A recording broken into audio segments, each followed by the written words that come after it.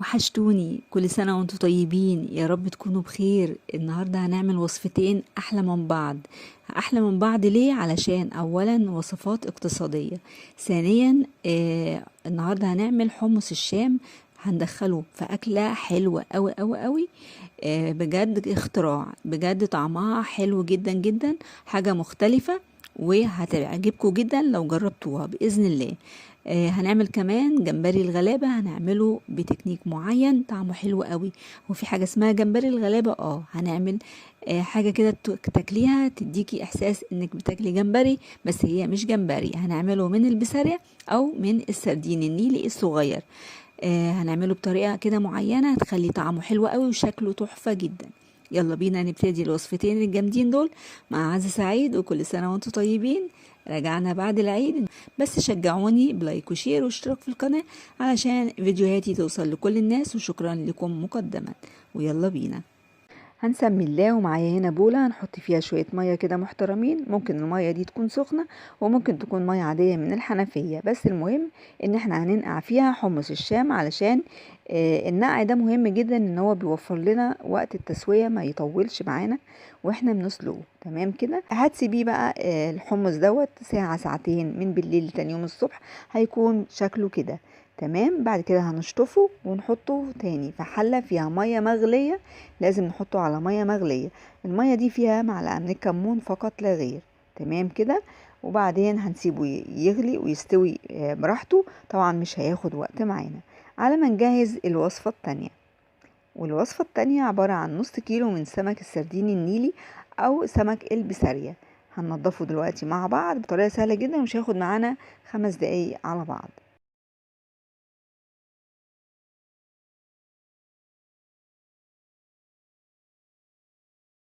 زي ما انتم شايفين كده، بنقطع الراس بالسكينة، واحنا بنقطعها بنشيل معانا البطن في نفس التوقيت. بطنه بتكون اصلا رايقة ونضيفة جدا. طريقة تانية ان احنا ممكن اصلا بنستغنى عن السكينة بنشيل الراس بايدينا زي ما انتم شايفين كده، والراس لما بتتشال بتاخد معاها البطن. تمام، ما فيهاش اي افتكاسة وهو نضيف، ما فيهوش اي حاجة من جواه. سمكية كده تحسوها ان هي بنت ناس، يعني هي صغيرة بس محترمة كده. بصراحة طعمها حلو قوي. وسمك السردين معروف ان هو غني بالاوميجا 3 وغني بالكالسيوم وحاجة كده حلوة جدا في الطعم. احنا هنعامله بقى معاملة ايه؟ الجمبري، يعني قال يعني هو جمبري. تمام، احنا كده غسلناه، بعد ما نضفناه غسلناه، وبعد كده هنسيبه يتصفى على جنب. تعالوا بقى نشوف حمص الشام حصل له ايه. كده هو استوى وبقى زي الفل. شايفين شكله بعد ما استوى؟ بسم الله ما شاء الله زي الفل. هنركنه على جنب وتعالوا نعمل الخطوة اللي بعد كده. معايا هنا حلة على النار، هنحط فيها معلقتين من الزيت، ونحط بصلاية صغيرة كده او متوسطة متقطعة قطع صغيرة. احنا مش هنحمرها، احنا هنسويها بس. هنقلبها تقلبتين كده، وبعد كده هنحط لها جزراية مبشورة بشر رفيع، جزراية واحدة برضو بس.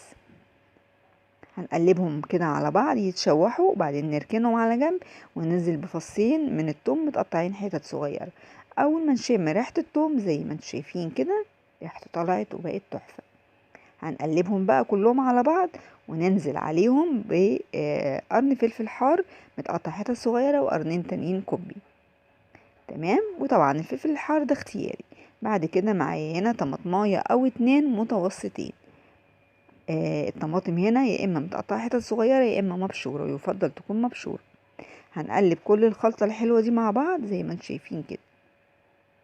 بعد كده هنعمل خطوه حلوه قوي قوي قوي. هناخد ربع كميه حمص الشام، هناخدها في بوله زي ما انتم شايفين كده بشويه ميه من الميه بتاعته. لو عندك خلاط ممكن تضربي في الخلاط، او لو عندك هاند بلندر زي ده هتضربي بيه على السخن كده لحد ما يبقى ناعم جدا معاكي. هتنزلي بيه على الخلطة الحلوة اللي احنا عاملينها على البوتاجاز. بعد كده هتحطي معلقتين كبار من الصلصة، وهتحطي كبشتين كبار من المية بتاعة حمص الشام. وبعد كده هننزل بالبهارات بتاعتنا، عبارة عن نص معلقة من كل من فلفل اسمر وملح وبابريكا وكاري وكركم. تمام كده.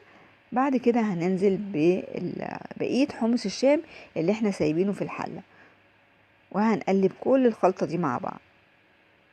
عايزه اقول لكم على هنا تكايه مهمه جدا قبل ما ننزل بحمص الشام، اللي هي الجزء المتبقي. قبل ما ننزل بيه، لو حابه تفرمي الخلطه ديت فرم ناعم، قبل ما تحطي حمص الشام افرمي كله مع بعض فرم ناعم.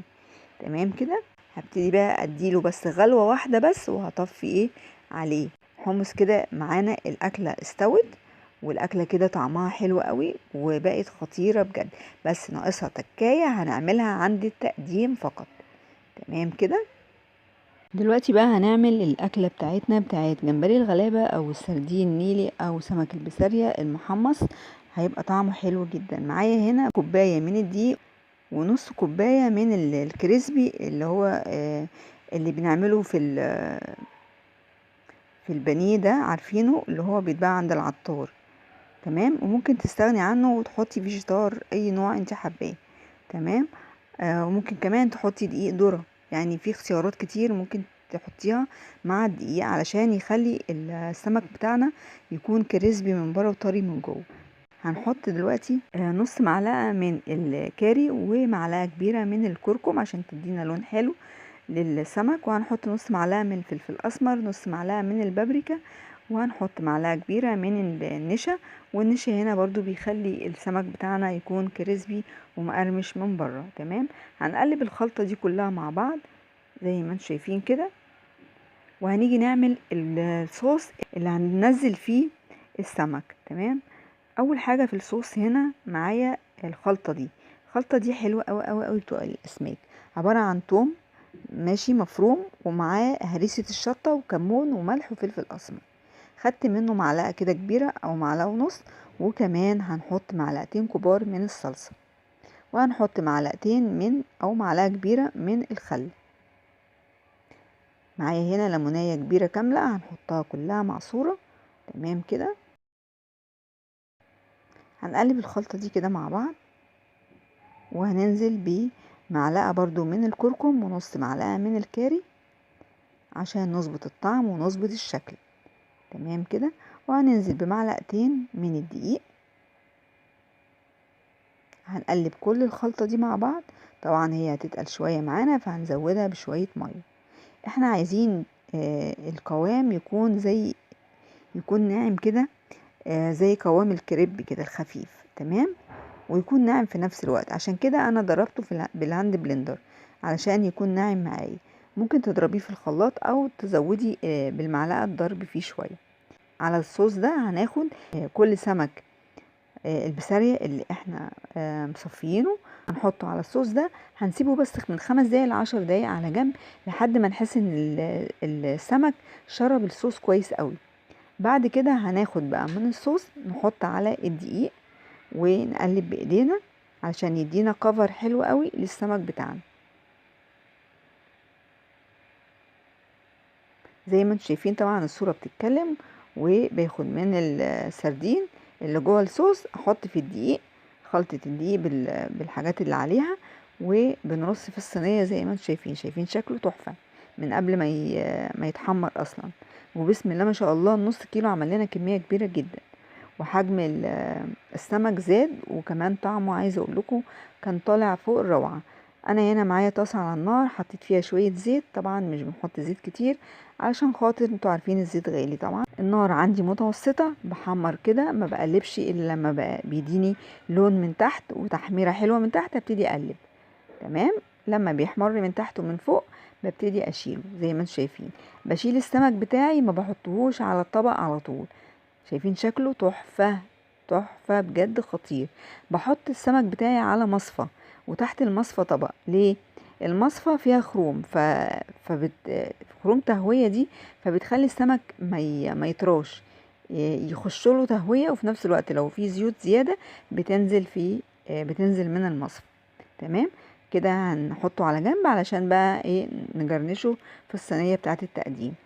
كده انا خلصت السمك بتاعي زي ما شايفين. بسم الله ما شاء الله من نص كيلو عمل لي كمية كبيرة جدا. عايزه اقول لكم والله طعمه بجد كان خطير، عجبنا جدا كلنا. هنركنه على جنب علشان طبعا هنحطه في طبق التقديم. تعالوا بقى نشوف الاكلة الاساسية بتاعتنا، وهي اكلة حمص الشام. شايفين جمالها وطعمتها؟ انا بوريكم بجد الصورة بتتكلم. هنعمل لها كده تيست كده حلو قوي، هيخليها تروح في حتة تانية خالص. معايا هنا معلقة من السمنة كده البلدي او معلقة زبدة زي ما تحبي، مع معلقة زيت. وعندي هنا كام فص توم متقطعين حتت صغيرة. تمام. ومعايا هنا نزلت بقى ايه بكمون، فلفل اسمر، معلقه بابريكا. معلقه البابريكا دي هتدينا لون حلو قوي، شكل حلو قوي، وريحه حلوه. اول ما شوحنا الحاجات الحلوه دي مع بعض، نزلنا بيها على الطواجن بتاعتنا اللي هي طواجن حمص الشام. وبقيت كميه التومه دي اللي احنا عاملينها حطيتها على اللي فاضل في الحله. تمام، زي ما انتم شايفين كده. بجد كان شكله روعه. شايفين الطاجن تحفة، ولا أروع من كده، ريحته خطيرة. عندي بقى هنا شوية خضرة كده من اللي قلبكم يحبهم، وشوية بقدونس على كرفس كده. البقدونس والكرفس هنزين بيهم الطواجن بتاعتنا. تمام. طواجن بتتكلم يا جماعة، طعمها حلو قوي قوي قوي. عندك بقى طبق مخلل في بيتك، عندك عايز تعملي طبق سلطة، عايز تعملي طبق رز بالشعرية، تكليب العيش، تكليب الهنا يا رب، تقزقزيهم كده من غير حاجة. شوفي براحتك بقى. شايفين السمك وجماله؟ آخر طعامة. طاجن حمص الشام بجد كان خرافة. طعمه حلو حلو، حلاوة فظيعة، والسمك يجنن. ايه رأيكم؟ السمكية كريسبي من بره، نضيفة من جوه، حاجة كده طعمها خرافة. بجد جميلة جدا جدا. تاكلوا وتتهنوا، ويا رب الأكلة تعجبكم. ويا رب تعملوها وتجربوها، لأن هي فعلا حلوة جدا جدا، وهتفوق توقعاتكم بكتير. رغم ان هي أكلة بسيطة وأكلة اقتصادية، بس مغذية جدا، فيها بروتين، فيها السمك فيه اوميجا 3، فيه كالسيوم. الخضرة ديت كلها فوائد جامدة جدا جدا. بجد لازم تجربوا الأكلة دي. كنت معاكم عزة سعيد من قناة وصفة حلوة. أشوفكم على خير، وباي باي.